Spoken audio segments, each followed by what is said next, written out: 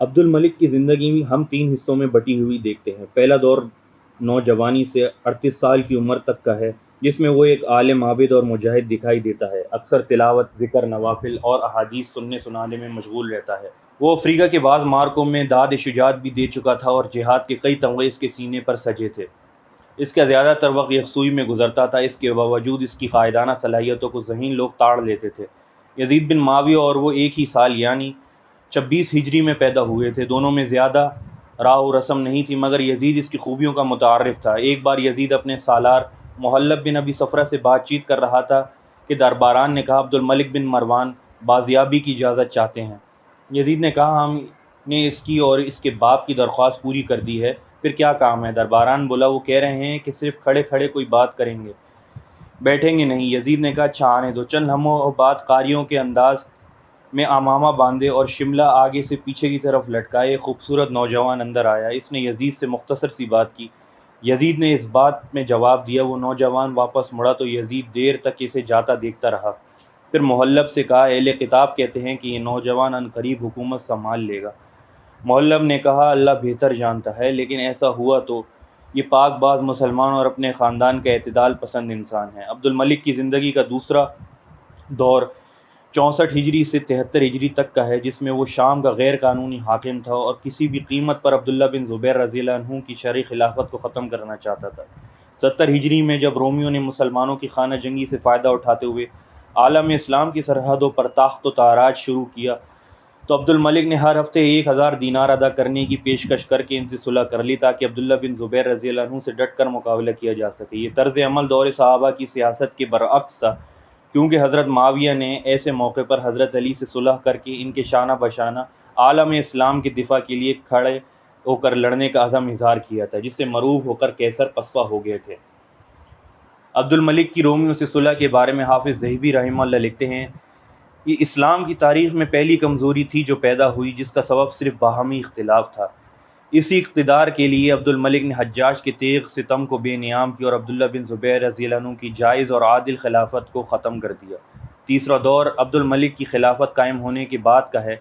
ان 13 سالوں میں ہم اسے ایک اہم، ذمہ دار اور معتدل مزاج حکمران کے روپ میں دیکھتے ہیں، جو سخت ضرورت پر سزا بھی دیتا ہے اور عام طور پر درگزر کا معاملہ کرتا ہے، جو فاتح اور خوش بخت ہے، جس کو ہر دشمن پر فتح نصیب ہوتی ہے، رعایا اس کے گن گاتی ہے اور اہل علم و فضل اس کے گرد جمع ہوتے ہیں۔ عبد الملک میانہ قامت اور خوبصورت تھا، جسم بھاری تھا نہ دبلا پتلا، آنکھیں بڑی تھیں اور ناک سے توا، سر اور داڑھی کے بال جلدی سفید ہو گئے تھے۔ کسی نے پوچھا آپ کے بال اتنی جلدی سفید ہو گئے؟ جواب دیا اپنی عقل کا دوسروں سے موازنہ کرتے کرتے ہو گئے۔ بڑا عالم فاضل آدمی تھا۔ مورخین کہتے ہیں کہ اس کے دور میں مدینہ منورہ 4 بڑے فقہا تھے: سعید بن مسیب، عروہ بن زبیر، قبیصہ بن ذؤیب اور چوتھا عبد الملک رحمہ اللہ۔ عبداللہ بن عمر رضی اللہ عنہ فرماتے ہیں لوگوں کے ہاں بیٹے پیدا ہوئے تھے، مگر مروان کے ہاں یہ باپ پیدا ہوا ہے۔ مشہور محدث و تابعی نافع رحمہ اللہ کہتے ہیں میں نے مدینہ میں عبد الملک سے بڑھ کر مجاہدہ کرنے والا اور اس سے بڑا فقیہ اور قرآن مجید کا قاری کوئی نہیں دیکھا۔ بعض روایات میں ہے کہ جب اسے مروان کی موت اور اپنے حکمران بننے کی اطلاع ملی تو اس وقت وہ تلاوت قرآن میں مشغول تھا۔ یہ خبر سنتے ہی کلام پاک کو بند کر کے بولا یہ آخری ملاقات ہے، مگر اس کا یہ مطلب نہیں تھا کہ حکمران بن کر اسے قرآن مجید سے کوئی واسطہ نہیں رہا تھا، بلکہ مراد یہ تھا کہ حکومتی فرائض اور ذمہ داریوں میں مشغولیت کے بعد اب دل جمعی سے تلاوت کا وقت نہیں ملے گا، اس لیے اس نے یہ الفاظ رنج و افسوس کے طور پر کہے تھے۔ امام شیبی رحمہ اللہ فرماتے ہیں میں جن علماء سے بھی ملا عبد الملک کے سوا ہر ایک پر خود کو فائق پایا۔ عبد الملک جب بھی کسی کی حدیث یا شعر پر گفتگو ہوتی تو وہ معلومات میں کچھ اضافہ ہی کر دیتا تھا۔ عقل و فراست میں یکتا تھا، طبیعت میں سنجیدگی غالب تھی، مگر خوش مزاجی کا حس بالکل مردہ بھی نہیں ہوئی تھی۔ ایک بار اس نے ایک باغی کا سر قلم کرنے کا حکم دیا تو وہ بولا مجھے یہ صلہ نہیں ملنا چاہیے۔ پوچھا پھر کیا صلہ ملنا چاہیے؟ بولا میں تو بغاوت میں آپ کے بھلے کے لیے شریک ہوا تھا، کیونکہ میں منحوس مشہور ہوں، جس کے ساتھ شامل ہوتا ہوں اسے شکست ہی ہوتی ہے۔ میں آپ کے مخالفین میں باقی رہوں تو یہ آپ کے لیے 1,00,000 سپاہیوں سے بڑھ کر ہوگا۔ عبد الملک ہنس پڑا اور اسے آزاد کر دیا۔ اگرچہ وقتی مصلحت کے تحت عبد الملک نے رومیوں سے صلح کر لی تھی، مگر خلیفہ بننے کے 1 سال بعد اس نے رومیوں سے گرما و سرما کا جہاد کا وہ سلسلہ پھر شروع کر دیا جو دور امیر معاویہ رضی اللہ عنہ میں جاری تھا۔ 75 ہجری کے موسم گرما میں اس نے اپنے بھائی محمد بن مروان کو لشکر دے کر رومی سرحد پر جہاد کے لیے بھیجا۔ اس سال جمادی الاولیٰ میں آبان بن ولید بن عقبہ نے رومیوں سے جنگ کی اور انہیں شکست دے دی۔ اگلے برس محمد بن مروان نے پھر پیش قدمی کی اور ملتیہ تک پہنچ گیا۔ 77 ہجری میں اس کی ولید بن عبد الملک نے فوج لے کر مالٹا سے مسیسا تک پیش قدمی کی۔ 78 ہجری میں محض بن ابی محرز نے ایشیائے کوچک میں رومیوں کو پسپا کر کے اسقلہ فتح کر لیا۔ 69 ہجری میں ولید بن عبد الملک نے ملتیہ کے محاذ پر فوجی مہم کی قیادت کی۔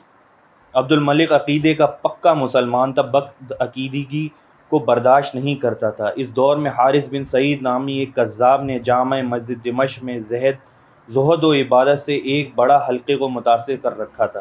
اس کے جنات سے تعلقات تھے، ان کے بل پر کرامات دکھایا کرتا تھا۔ مسجد میں نصب سنگ مرمر پر اپنی انگلی مارتا تو وہاں سے تسبیح کی آوازیں آتی۔ سردی میں گرمی اور گرمی میں سردی کے پھل اس کے پاس موجود ہوتے۔ جو لوگ اس کے پکے مرید بن جاتے ان کے سامنے خفیہ طور پر نبوت کا دعویٰ کیا کرتا تھا۔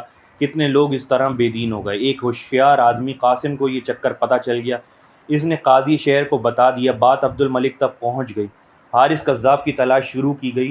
وہ سنگن ملتے ہی روح پوش ہو گیا اور بہت تلاش کے بعد بھی نہ ملا۔ ایک دن اس کے 2 منحرف مریدوں نے آ کر عبد الملک کو بتایا کہ کذاب بیت المقدس میں ایک مرید خاص کی حویلی میں چھپا ہوا ہے۔ عبد الملک یہ سنتے ہی خود سپاہی لے کر دمشق سے بیت المقدس روانہ ہو گیا۔ وہاں پہنچ کر اس حویلی کی خفیہ نگرانی شروع کرا دی۔ ایک شب کا کارروائی کا فیصلہ کیا گیا۔ عبد الملک نے درجنوں سپاہی اس حویلی کے گرد دور دور تک پھیلا دیے اور انہیں ہدایت دی کہ آواز سنتے ہی شمعیں جلا دینا۔ اس کے بعد ہم نے جاسوسوں کو کذاب کا مرید بھیس بدلتے ہوئے حویلی کی طرف بھیجا۔ وہ حویلی کے دروازے پر پہنچا تو پہرے دار نے منع کر دیا اور کہا، ابھی اللہ کے نبی آرام فرما رہے ہیں۔ کذاب کے اندر موجودگی کا یقین ہوتے ہی منجر نے اشارہ دے دیا۔ عبد الملک کی ہدایت کے مطابق گھیرا ڈالنے والوں نے سینکڑوں شمعیں روشن کر دیں، گویا رات میں دن نکل آیا۔ کچھ سپاہی اندر گھس کر حارث کذاب کو تلاش کرنے لگے۔ اس کے مریدوں نے کہا، اللہ کے نبی تو حضرت عیسیٰ علیہ السلام کی طرح آسمان پر چلے گئے ہیں۔ سپاہیوں نے تلاش جاری رکھی، بہت ڈھونڈتے پر آخر ایک سرنگ دریافت ہوئی۔ وہ اس میں دبکا ہوا مل گیا۔ اسے باندھ کر عبد الملک کے پاس لایا گیا۔ اس نے اسے قید کر کے علماء و فقہاء کے ذریعے توبہ کی تلقین کی، مگر وہ نہ مانا۔ آخر عبد الملک نے حکم دیا کہ اسے سولی دے دی جائے۔ جب جلاد نے سولی پر باندھ کر اسے نیزہ مارا تو یوں محسوس ہوا جیسے نیزہ کسی لوہے سے ٹکرا گیا۔ نیزے کی نوک مڑ گئی۔ یہ دیکھ کر عبد الملک نے کہا، کمبخت، اللہ کا ذکر کر کے نیزہ مارا تھا۔ جلاد بولا، نہیں۔ عبد الملک نے کہا، اللہ کا ذکر کرتے ہوئے ضرب لگا۔ جلاد نے ذکر کر کے وار کیا تو نیزہ پار اور کذاب مردار ہو گیا۔ اصل میں پہلے جنات اور شیطانوں نے کذاب کی حفاظت کی تھی اور نیزے کو ناکارہ کر دیا تھا۔ ذکر الہی سے وہ اثرات دور ہو گئے اور جنات و شیاطین بھاگ گئے۔ اس واقعے سے جہاں عبد الملک کی دینی حمیت کا اندازہ ہوتا ہے، وہاں اس کی علمی صلاحیت اور فقاہت بھی ظاہر ہوتی ہے، کیونکہ یہ بات کوئی سنت کا ماہر ہی جان سکتا ہے کہ جنات کو دور کرنے میں ذکر اللہ کی خاص تاثیر ہے۔